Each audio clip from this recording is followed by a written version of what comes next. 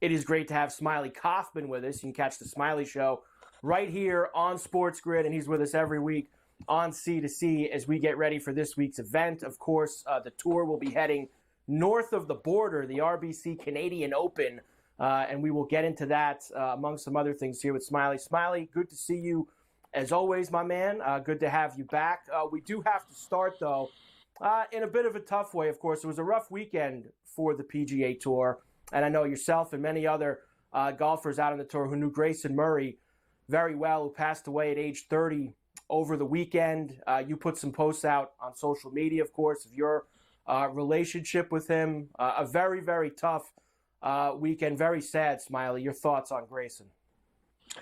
Yeah, Mike, I mean, it's a travesty. It's shocking, everything, and any word that fits into that category. Grayson was such a great guy, such a good friend, not only just to me, but to so many others. Yes, did he have his issues that he struggled with outwardly for many years? Yes. But did he get through those? Yeah, he did. I would say over this last year, what he's been able to do just to be able to kind of right the ship and be able to play some of the best golf he's played in his career, getting up to 58th in the world. And I don't think he was done climbing. That's how talented of a player Grayson Murray is. Had a chance to watch him this year win at the Sony Open in Hawaii. And just it's just really sad. You know, I think anytime somebody passes away, you go back to every conversation you've had with them to see if you could see the signs. And it's funny with Grayson, he was always checking in on me. It was never, if it never felt like it was as much the other way, which tells you what type of person Grayson was, and gonna miss him a lot. Yeah, I remember he gave that big fist pump hitting that when he beat Ben On out in Sony in that playoff back in January, and him at the Masters with his fiance, just at the Wednesday having a great time. Just an unbelievable loss for the tour. Condolences to you, Smylie, and everybody else out there associated with him. We were in Charles Schwab, of course, Colonial this past weekend, and I know I didn't talk to you last week. I definitely didn't have Davis Riley on the bingo card last week when it came to one and done, that's for sure. But no. We got back to some of the stuff we saw early in the year, right? Kind of a bomb play coming out of nowhere. And he didn't just win, Smylie. I mean, he had a big lead going into Sunday with the number one player of the world playing with him, breathing down his neck. And he just pushed right ahead and got it done. Hey, Mike, has anybody shown up with the Davis Riley tickets showing off? Because I definitely would have. I saw a couple tweets. Some people did tweet me a couple, but that's it. Not many, a couple. Because that would have been impressive. I could have seen it, but I definitely wasn't going to go out on a limb and say, hey, this guy's on the cusp of winning. And not only winning, but playing with Scottie Scheffler on Sunday and taking it to him. So when it comes to Davis Riley, who is he? Well, he's always been a talented player. He's young. He's already won at the Zurich Classic last year with Nick Hardy. But you never really know when a guy wins in the team format because who carried who? We don't know. So with Davis, yes, very talented, but we still haven't seen it, dominant like he was at the Charles Schwab. He's won at every single level, the junior level, the amateur level, the college level, now the professional level multiple times.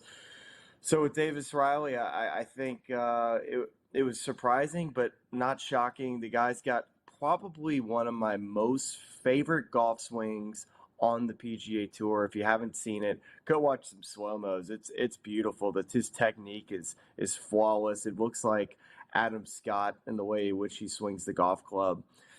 There's a lot of talent there, Mike. We'll see if he's able to kind of build off that. No doubt. I know he was supposed to play this week, but I saw him withdraw. I think it was either this morning or last night. So I guess, listen, a little celebrating, Smylie. You celebrate a little bit. You don't got to go to up to Hamilton and play in the RBC Canadian Open. And that is where they are going to be heading this week. Now, we kind of broke the dam last year. It had been, 40 years since a Canadian golf, 50 years since a Canadian golfer won this event, and Nick Taylor was able to do it. Now, they don't play at the same track. They move this around. It's at Hamilton this year, which Rory McIlroy won at a few years back. He's won 2 of the last 3 years. And then Taylor beating Tommy Fleetwood in that playoff last year. Are we going Canadian again here, Smylie? Now that it's happened, is Corey Connors going to get it? Adam Hadwin? Is any of these other guys going to step up? I've never bet on this property, but I remember watching it back in 2019 where Rory McIlroy won by 7 shots over Shane Lowry. And the odds are just insane right now when you look at the board. I mean, McIlroy's plus 330. That's just, even Scottie Scheffler hasn't really even seen a number like that this year. As we sit here and look at it around plus 400, but still, that's just insane right now to see the next closest be 1600 and Tommy Fleetwood. This week it's hard for me to say because of the golf course. I'm not like crazy familiar with it, but I do really like Shane Lowry this week. He's had a great year. Why not Shane Lowry and a Rory McIlroy duel? The two guys that we saw win the Zurich Classic together. That'd make for some pretty dang good TV as well. That would be a nice final pairing on Sunday. We get the Irish Bear back in there with his old buddy from a few weeks ago, and see if they can have some fun. It's a weird week too, because you have such a strenuous 3 weeks coming up, right? Memorial, yep. U.S. Open, Travelers Championship, Signature, Major, Signature. What do you make of? We knew Rory wanted to play more golf, obviously this year, but with such 3 heavy hitter weeks coming up. How about Rory's mindset here in an event that he's played very well at the past few years? Well, you make a great point. You don't typically see stars play 4 weeks in a row, especially in the summer. But, I think winning is so important for a guy like Rory McIlroy, just to have the taste in his mouth. It's like blood in the water for these guys when they get to major championships. Know that they've done it recently. I think Rory showed up with the mindset that he could win at Valhalla, but obviously it was such a shootout that week. I think Roy's just trying to get himself ready for the U.S. Open, and continuing to play seems to be the formula he's been following lately. But we'll see. I'm excited to watch this week. I think the leaderboard's going to be really good. There's plenty of good players playing in this tournament. And you kind of asked the question a little bit earlier: is a Canadian going to get it done?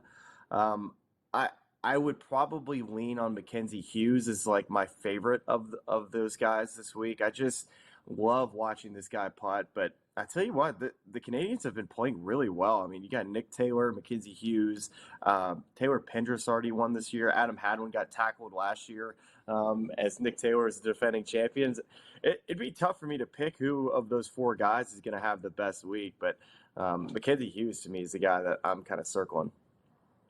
I think Adam Hadwin has to find a way to have a lead on Sunday so that he can tell the security guards to give it back to Nick Taylor if he's watching him on the sideline. Go and give him a spear as he's coming up across. It sounds to me, listening to you, that Shane Lowry would be the one-and-done selection for Smylie Kaufman this week. I think that's the way I'm going to go. I've already used Rory McIlroy. I think a Mackenzie Hughes point could be in the card, but Shane's really got my eye. I really, when I pulled up that 2019 leaderboard, you just like to see guys that have kind of made their way up there. He's a guy I'm looking at, but another player that's had a really nice year, that's had a lot of top tens. It's a good ball striker. If he has a good week with a putter, I can't get my name or head off of Aaron Rai. He's a guy that nobody talks about, but he's just a guy that keeps stuff in the stat sheet. So look out for Aaron Rai.